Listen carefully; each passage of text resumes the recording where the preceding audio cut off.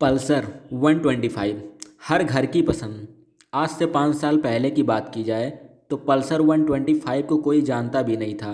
Pulsar 125 का कोई नामो निशान नहीं हुआ करता था। पल्सर अपनी पहली मॉडल 24 नवंबर 2001 में लॉन्च किया था, जो कि दो वेरिएंट में आता था, 150 CC, 180 CC. 150 CC engine 12 BHP का पावर जनरेट करता था। 180 सीसी का इंजन 15 बीएचपी का पावर जनरेट करता था। दोनों ही मॉडल सिंगल सिलेंडर के हुआ करते थे और दोनों ही बाइक के 4 स्टॉक इंजन थे। दोनों मॉडल्स में 5 गियर थे।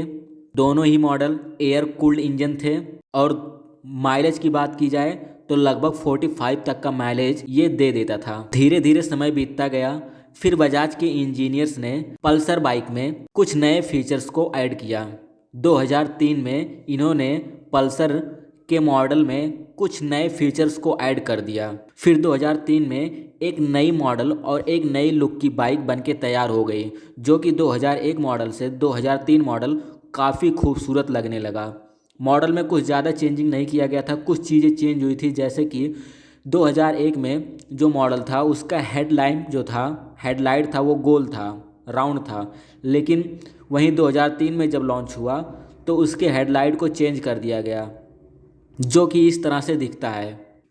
इससे पल्सर का लुक काफ़ी चेंज हुआ, लेकिन पल्सर तब भी 150 सीसी और 180 सीसी का ही बाइक बनाता था। इस तरह पल्सर 2004 में, 2007 में, 2009 में ऐसे 3 साल पे अपने पल्सर मॉडल में कुछ नए नए फीचर्स को अपग्रेड करता रहता था। फिर एक समय ऐसा आया कि 2019 में बजाज ने काफ़ी अलग कुछ किया और उसने लॉन्च किया पल्सर 125 और यह बाइक लोगों को इतना पसंद आया कि यह बाइक हर घर की पसंद बन गई। इस बाइक की सबसे खास बात कि यह थी कि यह एक खूबसूरत स्पोर्ट बाइक का फील 1 लाख के अंदर ही देता था। सिर्फ 1 लाख के अंदर एक स्पोर्ट बाइक का फील देता था, इसलिए लोगों को यह बाइक बहुत ही पसंद आया। और इस बाइक की सबसे खास बात थी इसकी माइलेज। यह बाइक इतनी तगड़ी माइलेज देता था कि लोगों के दिलों पर राज करने लगा। यह बाइक 1 लीटर पेट्रोल में लगभग 51 से 57 मतलब 51 से 57 किलोमीटर तक का माइलेज देता था। इस बाइक की हाई स्पीड 110 किलोमीटर प्रति आवर थी, मतलब 110 से आगे ये बाइक नहीं जाता था, उसके अंदर ही ये चलता था। 11.64 बीएचपी का इसमें इंजन लगा हुआ था। 10.8 नैनोमीटर का यह टॉर्क देता था। इस बाइक की जो वजन थी, टोटल वेट थी, वो थी 140 केजी। 140 किलो का इसका वजन था बाइक का। इस बाइक का फ्यूल टैंक जो टैंक था वो था 11.5 लीटर का, 11.5 लीटर का। इस बाइक में एबीएस ब्रेक नहीं था। हर बाइक में एबीएस ब्रेक नहीं आता है और इस बाइक में भी एबीएस ब्रेक का सिस्टम नहीं है। इस बाइक में डिस्क ब्रेक का ऑप्शन आता है और डिस्क ब्रेक आगे पीछे का भी ऑप्शन आता है, लेकिन इस बाइक में एबीएस सिस्टम नहीं है। इस बाइक में टोटल 5 गियर हैं। इस बाइक की पहली सर्विसिंग 450 किलोमीटर पे होती है और दूसरी सर्विसिंग 450 से आगे 4450 किलोमीटर पर होती है और तीसरी सर्विसिंग 9450 किलोमीटर पर होती है। उसके बाद हर 5000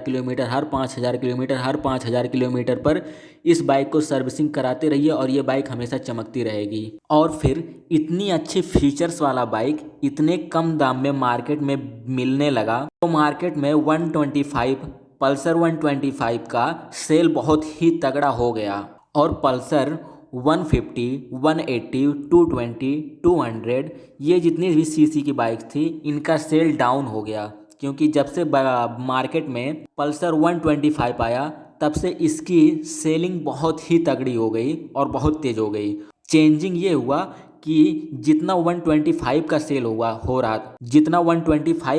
हो रहा था उसके कंपैरिजन में अदर्स जो सीसी की बाइक थे उनका सेल बहुत ही डाउन हो गया। पल्सर 125 लोगों को पसंद तो आता है, लेकिन इसमें कुछ कमियां भी हैं।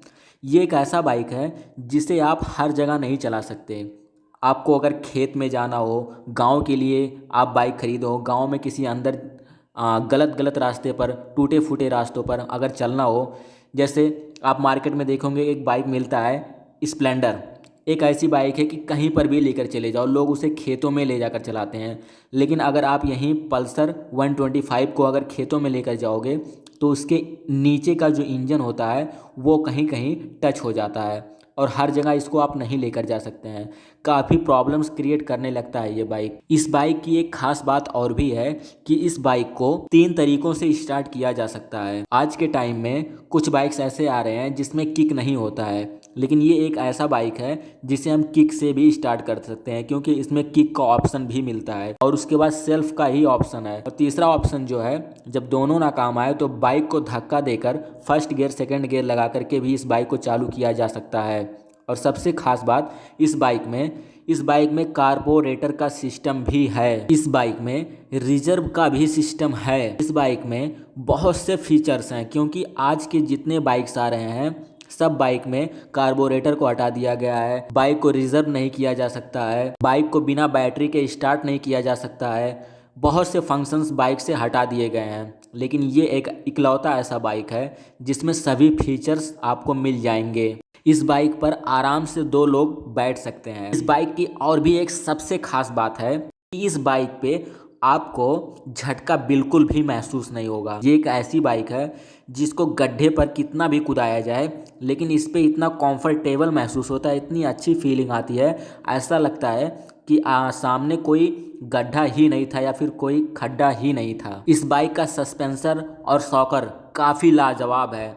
आप कभी कंपेयर करेंगे अदर बाइक से तो बजाज 125 के कंपेयर में किसी भी बाइक का जो सस्पेंसर सिस्टम है और शॉकर सिस्टम है कोई भी बराबरी नहीं कर सकता इसके कंफर्टेबल लेवल का। इसमें टोटल 5 मैनुअल गियर हैं, जो कि पहली गियर आगे लगती है और 4 गियर पीछे लगती है। ये एक ऐसा बाइक है जिसके साथ आप अगर कहीं गिरते भी हैं या ये बाइक कहीं गिरती भी है तो इसमें ज़्यादा नुकसान आपको देखने को नहीं मिलेंगे, क्योंकि इस बाइक में ज़्यादा से ज़्यादा लोहे का प्रयोग किया गया है।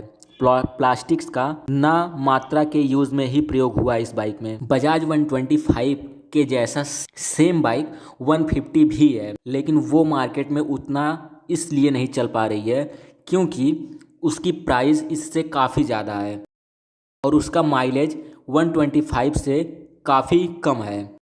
वो बाइक मार्केट में काफ़ी समय से चल रही है, लेकिन जिस दिन ये बाइक 2019 में बजाज पल्सर 125 आया उस दिन से मार्केट में सबसे आगे बजाज पल्सर 125 आगे निकल गया और पीछे छूट गई 150 और भी बहुत सी मॉडल। हमारे यहाँ एक प्रथा प्रचलित है कि लोग शादी जब करते हैं तो शादियों में दहेज में एक गाड़ी दी जाती है, जो कि ज़्यादातर हमारे इधर जो गाड़ियाँ दी जाती थी वो थी स्प्लेंडर। लेकिन जब से बजाज 125 आया है ज़्यादातर स्प्लेंडर से भी ज़्यादा शादियों में पल्सर 125 ही दिया जा रहा है। इसके पीछे सबसे बेस्ट रीज़न क्या है? ये एक ऐसी बाइक है जो सेम स्प्लेंडर के प्राइस में मिल रहा है। सेम स्प्लेंडर के प्राइस में एक स्पोर्ट बाइक अगर आप देंगे तो काफ़ी नाम भी होगा। ऐसा लोग बोलेंगे कि इसकी शादी में एक स्पोर्ट बाइक मिला, वो भी पल्सर मिला है। लोग स्प्लेंडर से बेटर पल्सर देना ही पसंद करेंगे। इसलिए जब से मार्केट में बजाज 125 पल्सर आया है तब से ज़्यादातर शादियों में जो गाड़ी दी जा रही है, दहेज में जो गाड़ियां दी जा रही हैं वो बजाज पल्सर 125 ही है। और इसकी माइलेज इतनी तगड़ी है कि ये 50 से नीचे माइलेज देता ही नहीं है। और इस गाड़ी में जो आवाज़ है वो बिल्कुल ही बेस्ट आवाज़ दी गई है। इतनी अच्छी इसकी आवाज़ है, इतनी अच्छी इसकी साउंड क्वालिटी है कि कभी भी कानों के लिए कोई प्रॉब्लम ही क्रिएट नहीं करता, बल्कि अच्छा लगता है। वहीं पल्सर में जो हॉर्न की क्वालिटी दी गई है, हॉर्न इतना बेटर लगता है। इसका पल्सर का जब हॉर्न बजता है तो लगता है कि हाँ किसी गाड़ी की हॉर्न बज रही है। ये कानों के लिए बहुत प्रिय होता है। वैसे बजाज की हर गाड़ियाँ बेस्ट हैं, लेकिन वन ऑफ द बेस्ट गाड़ी जो है वो है बजाज पल्सर 125।